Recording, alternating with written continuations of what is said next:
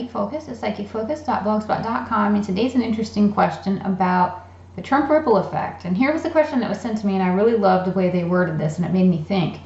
It's what they go on to say is, it long occurred to me that expressions like playing the Trump card and Trump as an expression of victory could be linguistic foreknowledge of Donald Trump's impact on the world, defeating the dark side in politics.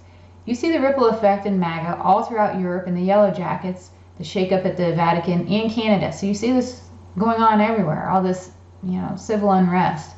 And this is occurring in other parts of the world as well, where everyone is demanding more honest governments from their leaders. Is what's going on now with Trump having a ripple effect in time where his name became synonymous with victory.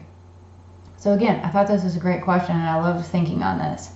And so when I focused on it, I do get that it's no accident that Trump, and it's funny because when I hear that name or I focus on him and I think about different theories that are out there, I always hear that the anti-PTW, the anti-powers that were, they see him as the Trump card because of the skills and abilities that he possesses.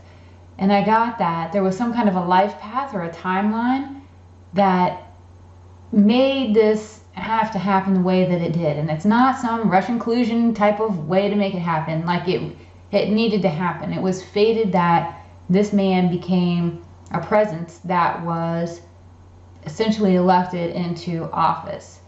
And it was to stop the world from becoming something that we can't even recognize. And I also get that in part of him getting elected and holding this position is it set back the PTW's plans by at least 20 years. The wheels that were in motion, the agendas that were in play, he came in and single-handedly, within the first couple years, started to unravel all of that stuff. And not only did he do that, he started to push back.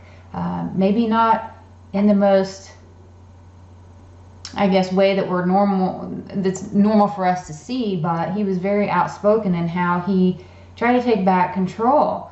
And I also get that the part of the whole Trump thing, it's been predicted in different ways throughout time. Even Nostradamus, they have related some of his poems and some of his things to the election of Trump. So this has been in motion for him to stop what is going on for many, many years now. And I got that he was the perfect candidate to bring down this dark side because he has money, he has a business mind, he has power, he has influence, and he also has some pretty thick skin, which is necessary. So all of those elements combined, and then this huge ego where he doesn't want to accept defeat, has him determined to basically take this down. He has seen this evolve over decades, that he's been alive and a businessman, and he just sees it. He's seen it from the inside, from networking and interacting with people, and he sees it on the outside as well, and he sees how this is directed at him and everything else that's involved. So ultimately, yeah, he did cause a ripple effect, and he was a spark of change that gave hope to other countries and other people that really felt powerless, and their situations are dire.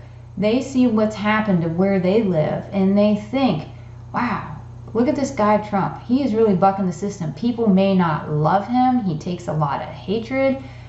There's a lot of division, and there's a lot of things that aren't ideal going on right now. But you know what? He is trying to stand up, and he's going against the grain. So they see that, and they think, wow, if he can evoke some kind of change, maybe we can do that too. So in a lot of ways, yes, he is most definitely creating a ripple effect, and people are standing up and they're demanding some kind of change. And I get that the PTW are trying hard to diffuse this because, like I said, he's already set back their agendas by like 20 years, maybe even more. But all these spins on the news stories, and they hide them all together. These issues are real, and that's why Trump's trying to go different routes to get things out there. It's why he uses Twitter. It's why he's doing all these different things. And I don't see people anywhere in the world really stopping until some kind of resolution occurs. And people have gotten to where they're not only fed up, but they are waking up, and they're waking up every day. There's new people seeing the system. They're seeing what's going on. And regardless of who you are, this is not a left or right thing or any of that. I mean, just in general, people are slowly looking around and saying, wow, is this serving us well? Is this working well? Is this really what we want? And so we have a lot of that awakening going on as this ripple effect is occurring pretty much all over the world. And I definitely see that there's change upon us, and we're going to see it in our lifetime. There's a lot of social movements, I feel, on the brink and emerged and happening right now. And that was all I really had for this reading, but I had one last cool thing I really wanted to leave with you guys. And on my blog, I share it on here with a link. And it was a story, or rather a video, that was done, and it regards a story that was written 127 years ago, way before Trump, way before any of this.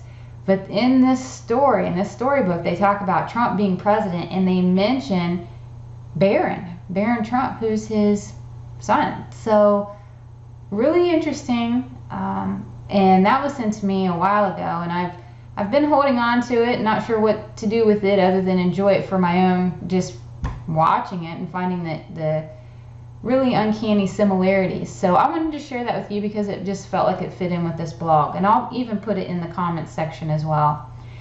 And that's all I have. Thanks for listening. Please feel free to leave a comment, like me, share me, all those wonderful things. They are very, very helpful in this day and age of being shadow banned and everything else. So again, I thank you. And again, I'm Lynn with Psychic Focus at psychicfocus.blogspot.com. Bye.